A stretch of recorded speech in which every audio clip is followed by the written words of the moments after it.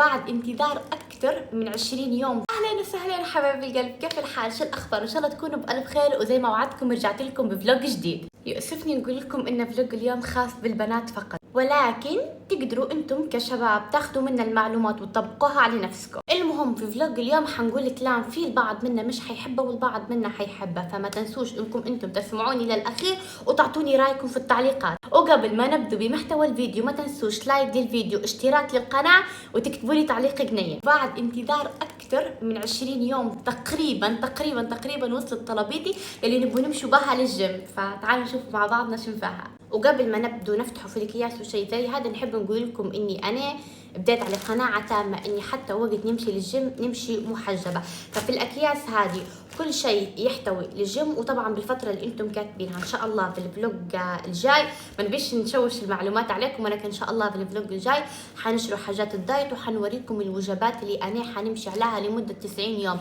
واكيد في جدول وفي نفس الوقت ضبطوا مواعيد واوقات نكونوا فيها احنا صايمين الصيام المتقطع، واوقات ناكلوا فيها، واكيد كل اسبوع عندنا يوم فري. فزي ما حكيت لكم ديروا اشتراك للقناه بسرعه، لايك للفيديو واشتراك للقناه. عارفه روحي كترت عليكم، يلا خلينا نبدا. اول حاجه جبت الخلاط هو لانه جنين وفي نفس الوقت بالشحن، وحتى فتره الشحن ما تطولش. وبالمناسبه اهم اثنين يجوا مع بعض، يعني هنا نحط الفواكه، نحط الخلاط نتاع الخضروات لا معلش، نحط الفواكه ونحط الحليب، نحط كان نبي بذور شيا قبل، طبعا بذور شيا ضروري ما تتنقع، ونحكوا على بالفلوج الجاي تمام.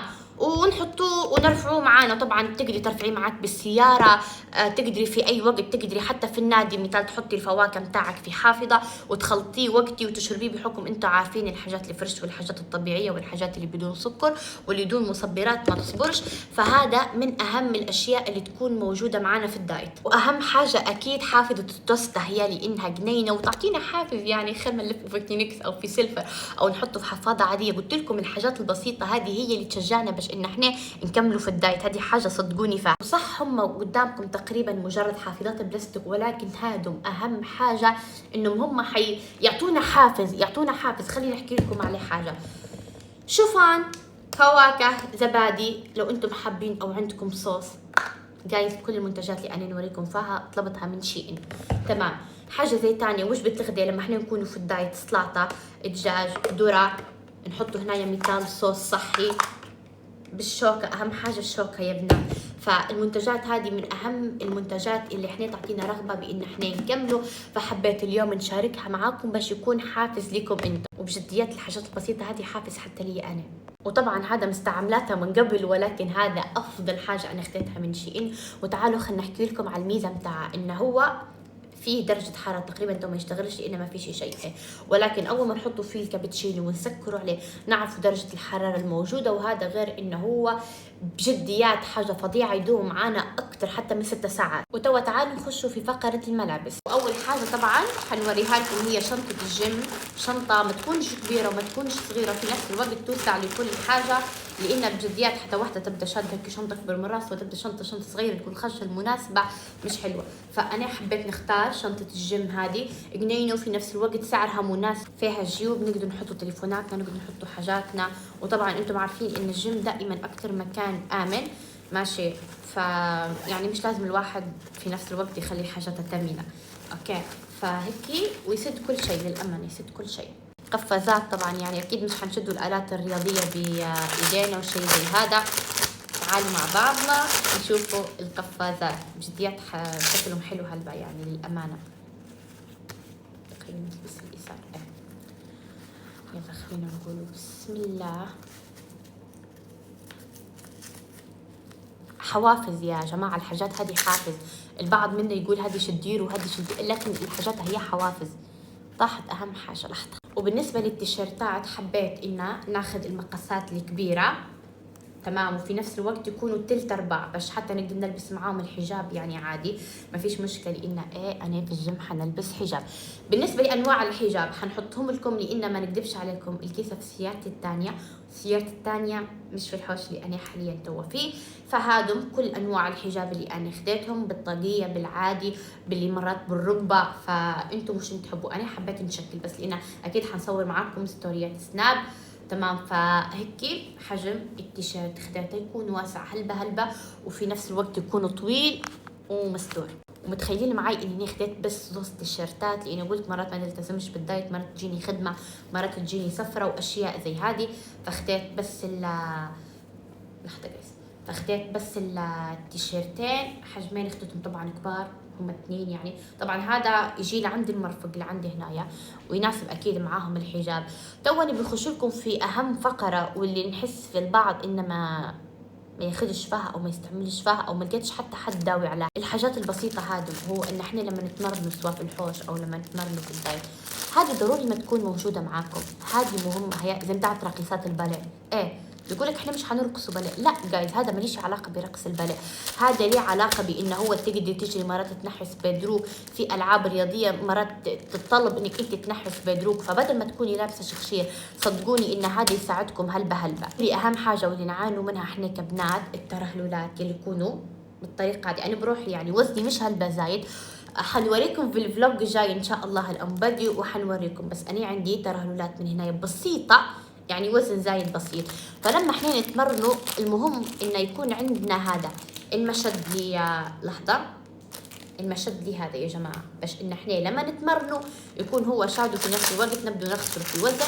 طبعا حتجيكم قطعتين لزوز ليدر، وقاعده نذكر فيكم ان كل المنتجات هذه شريتها من شيء. نجولي اهم حاجه، مش اي سكليل او اي سكور او ما نعرفش انتم باش تسموا فيه، او بنطلون لاصق او سروال للدايت، لا، في حاجات للدايت مهمه وفي نفس الوقت تساعدنا على انقاص الوزن، يلي هو هذا. تمام، هو صحي بتنقيس او ما نشوف سكليزي بتنقيس، ولكن هذا مهم حتى لمشد البطن والخصر يا جماعه.